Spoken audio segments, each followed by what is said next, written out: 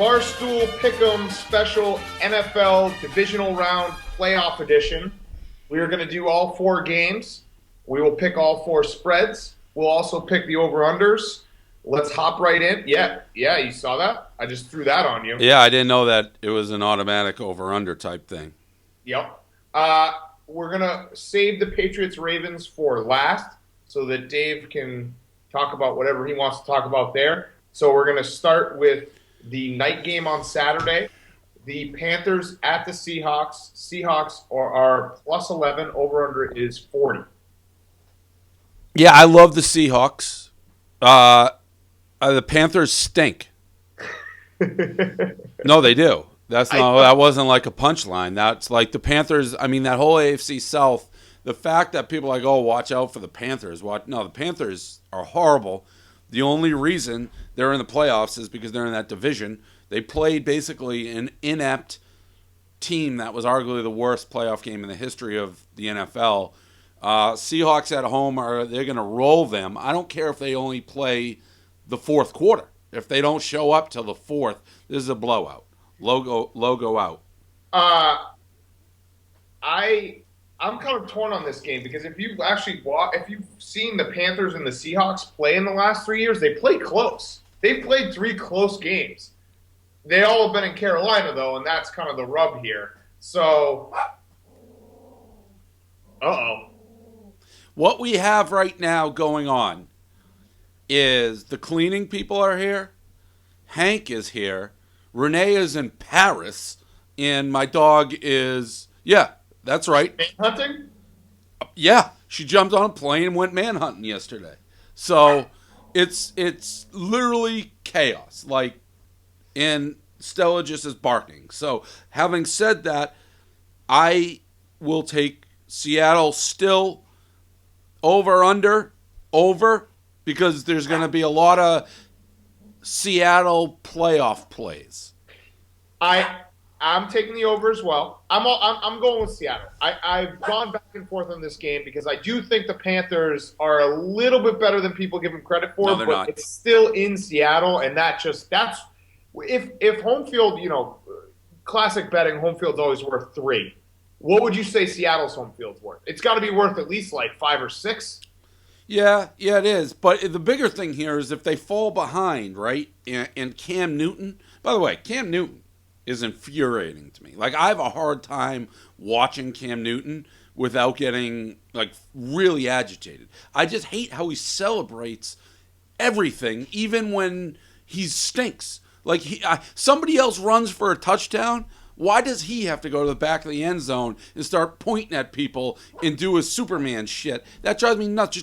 I hate Cam Newton. I hate him too. He does 2 things. He either scores unbelievable touchdowns where he runs and it looks like everyone should catch him and no one catches him, or he throws balls 10,000 miles per hour always behind his receiver. I feel like he throws behind his receiver more than anyone in the NFL. That's just a stat I came up with, but I think that's what Cam Newton does. What do you think about his celebration habits? I'm okay with it. I'm torn on the celebration. I'm normally just fine with anyone celebrating anything over the top because I think the NFL needs more of that. But he celebrates nothing. He celebrates nothing. Right. I see what you're saying. I'm not big on guys who celebrate first downs like he does. But touchdowns, I'm okay with him doing the Superman thing. Even when he is totally not related. He hijacks everyone else's touchdown. Oh, I see what you're saying. So he'll hand it off to Jonathan Stewart. Jonathan Stewart will go 50 yards, and then Cam Newton will be like, yeah, right. That's lame. That's lame. I agree with that. I'm on your side for that one. I'm taking the over as well. I think the Seahawks are going to have 3 interceptions. They're going to pick off Cam Newton 3 times. 3 times. And at least 2 of those are going to be instant offense the other way. So, did I miss it? You're taking Seattle? Yeah, I'm taking Seattle on the over. All right, so we're on the same on that one. All right, let's move on to the Cowboys and Packers. Packers are minus 5.5. Over-under is 52.5. Before I go to you here, I'm just going to say this fucking report that came out that Aaron Rodgers has a torn calf. so that he has a built-in excuse for when he sucks is such bullshit and such classic Aaron Rodgers. He clearly didn't say it, but he had his doctors say it because he never ever does anything wrong. I can't stand him. He's gonna fucking milk it. Joe Buck is gonna talk about his cap more than you're gonna. By the end of this broadcast, you're gonna be sick of hearing about Aaron Rodgers' cap. I guarantee it. Absolutely. So just get ready for that, everyone, because it's coming. It's gonna be Willis Reed on steroids because they're gonna do. There's gonna be they're gonna do close shots of his leg, just his leg, about 100 times. So get ready for that. It's gonna suck. Who do you like? I like the Cowboys. I don't know that they're going to win the game, but I like the points 5.5. By the way, can we have people when I tweet out, and I went live last week. We didn't talk about that. I was back in the game last week. When I give my picks, and you ask me whether I'm taking them straight up or the spread, I want to punch you in the nose. What type of kindergarten disgusting question is that? That's Simon and Dante stuff. The Tout Boys have have poisoned the well for regular gamblers like us. That's the problem. To Simon the other night, Kentucky goes to overtime with who they playing? Ole Miss. Yeah. Kentucky's a 22-point favorite. Simon tweeted me. He said, "I will bet you my life Kentucky wins." So you're taking. Oh, great, Simon. You're betting minus 15,000 on the money line. The fact that our guys are still in contact with Simon is the biggest upset of them all. I thought when he walked out that door, he was as good as dead. Now he's part of the Tout Boys with Dante. It's crazy. But yes, every fucking pick I give is versus spread. Unless I clearly state money line plus 260, it's obviously versus the spread. This game, I'm taking the Cowboys. I just think it's going to be close. I think they dodged a bullet in a game they should have lost last week. Nobody expects them to win this week. You can play loosey-goosey. I think the Packers win, but I think it'll be close. The Cowboys they're a weird team. That was a weird game on Sunday that we've obviously dissected a million different ways. It all comes down to whether the Cowboys can run. If they can run the ball, 30 times with DeMarco Murray and be effective, they can beat anyone in the NFL. They went to Seattle and beat Seattle. I'm going to take the points with you. I'm going to take the under. I don't know about you, but I think the Cowboys' whole play, their whole play calling is going to be to try to control this game and not let Aaron Rodgers beat them. So 52.5 is way too high. I know Aaron Rodgers is unbelievable at Lambeau, but it's cold. He's not going to want to throw. Guys aren't going to fucking want to, it's 0 degrees. It's going to be, snow. It's actually colder in Wisconsin than it is on Mars. So figure that one out. I saw that stat the other day. So I would take the under. What do you lean on the total? I'm going over. Really? Yep. Even though you're a big time, you've been taking the unders on a lot of these high totals. I know. This one's not crazy. I mean, it's high, 52, obviously. Not in this new NFL.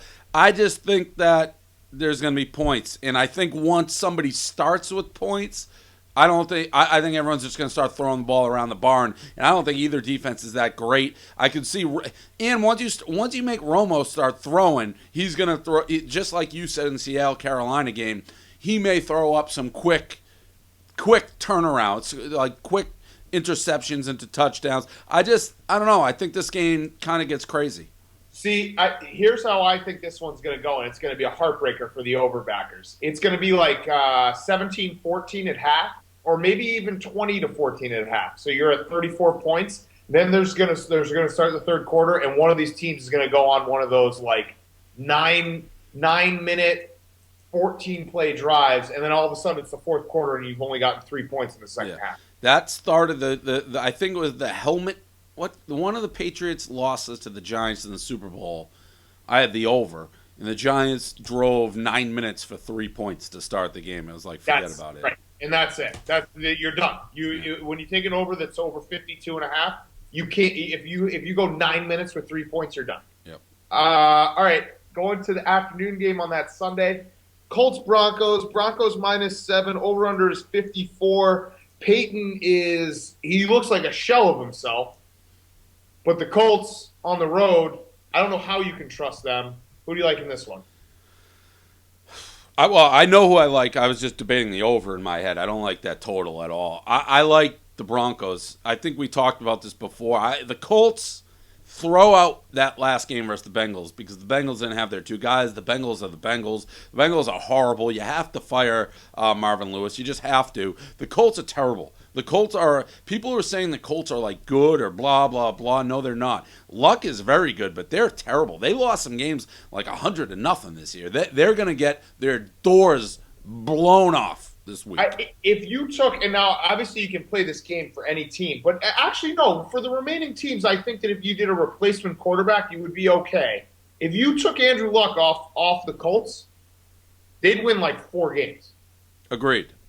Broncos, Colts under is my play for the total in this game. I'm taking the Broncos. I'm taking the under.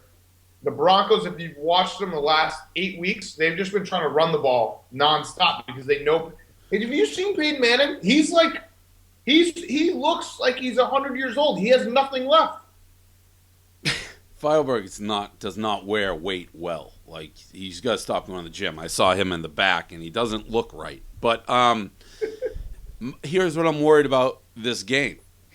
I think the Broncos, I don't know that the Colts, this may be a game where the Broncos run for 9 yards a carry, 20 yards a carry. The Colts are going to, and then they're going to have to throw. We both like Denver. I just think, I don't like the total, but if I had to take it, I'd go over. You'd go over 54. 2. No, 52 is the Packers game. Oh, this is 54? Yeah, I'd still go over 54. All right, so let's go to the primetime game for you tomorrow afternoon.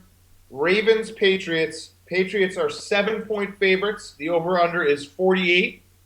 There's been a lot of talk. A lot of, the Ravens aren't scared. The Ravens kind of own the Patriots. You have something to say to those people, so let's hear it. No, and again, I always speak the truth, so I'm going to speak the truth right now. The Ravens clearly aren't scared of the Patriots. They shouldn't be. They've had success here, one of the few teams. But, the greatness of the New England Patriots is people make it sound like success is they've come in and beaten us 10 times in a row or something. The playoffs, we've beaten them once. They've beaten us twice. One of the times they beat us was irrelevant. It was like a wild card game where we were terrible. And just by the grace of God, to quote Selena Gomez, we were in the playoffs and lost by 100. So I don't even consider that. We got dominated in the AFC Championship, fine. Very different teams. Very different teams. Also, you can't throw out the game that we went into Baltimore last year when Baltimore needed to win that game to get into the playoffs, and we beat them by 40. Can't throw that game out. That team from last year, Baltimore, is much closer to this team than the Super Bowl team. In the fact that there's a lot... Oh, my God. Good thing the cleaning lady's there. Did that just go everywhere? Yeah, not on the computer. No, we play through it, Hank. We play fucking through it. Sure your dog doesn't drink it. It's water. Oh, I thought it was coffee. No. Oh, doesn't matter.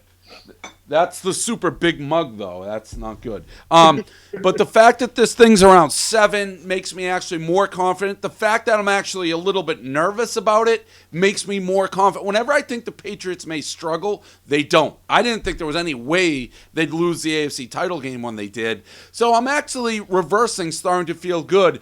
And from an X's and O's perspective, the huge difference here is...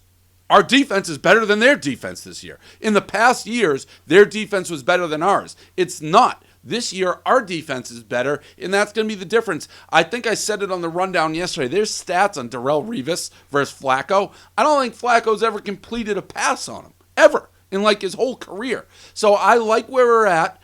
I think it'll be a good game. People saying, oh, Brady, you got to get pressure on Brady.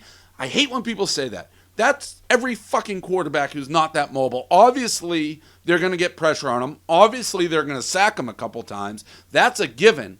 I just need Brady to know our defense is fine. You don't have to make every play. Don't force the ball. 20 points, 17 points wins us this game. Yep. Well, I agree with that aspect. That I would definitely take the under, and I think both teams are going to have a little bit of a hard time to score. In terms of the spread, gun to my head, I think the Patriots are going to win, but I still think this is going to be like a field goal game. I just don't.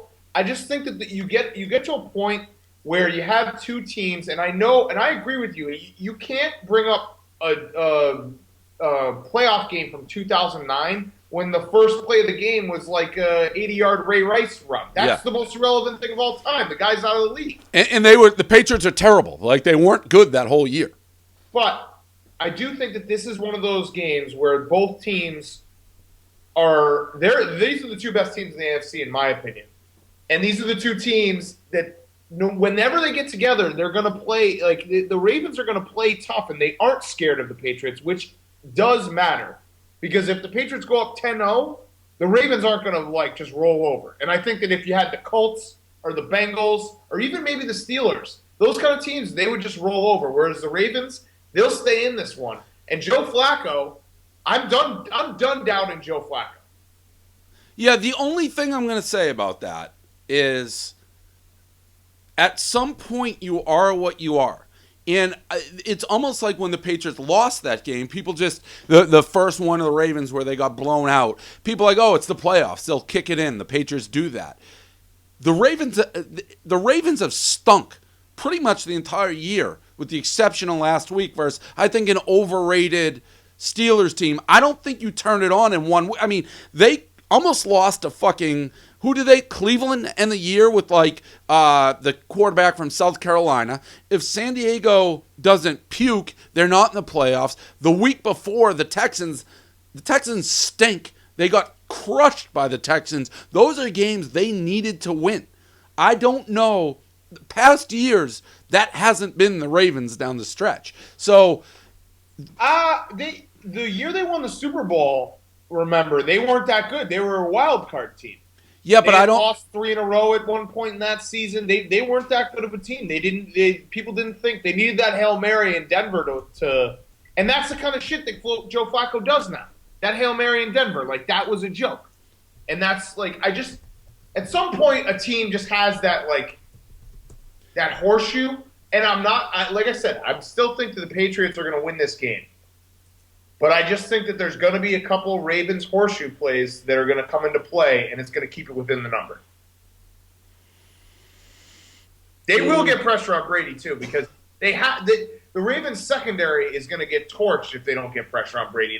That's going to be their entire game plan, is getting their pass rushers at Brady. And that's all that they can do. It's kind of like they actually have a little bit of a Giants feel to them on defense, where they don't have a good secondary, but they have some unbelievable. I mean, Elvis Dumervil is one of the best pass rushers in the game.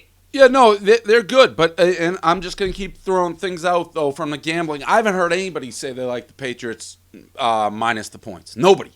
That's true, and that should tell you something. Let's see what the percentage is. Because, I mean, a long-time rule is that if everyone likes an underdog, then you know there's something wrong. And it's not, like, moving either. It's like the 7 points is a lot of points. The way people are talking about the Ravens, you'd think this would be a 3.5, 4-point game. It's not. It's a touchdown, and everyone's saying it's like a pick'em. Makes me love the Patriots. Those things, the way this game's shaping up, it just seems like the Patriots are ready to drop a bomb on this team's head. That's how... And that's not me being a Patriots guy, because I'm nervous about it. But I'm telling you, when I get nervous about the Patriots, that's when they drop nuclear bombs on people. All right, so let's go to Mortal Locks. Are you going to pick the Patriots as your Mortal Lock? Oh, yeah. Yes, Patriots on my Mortal Lock. Hank, who's your Mortal Lock? Packers. Packers minus 5.5. Really, Hank? Oh, yeah. I'm going to take.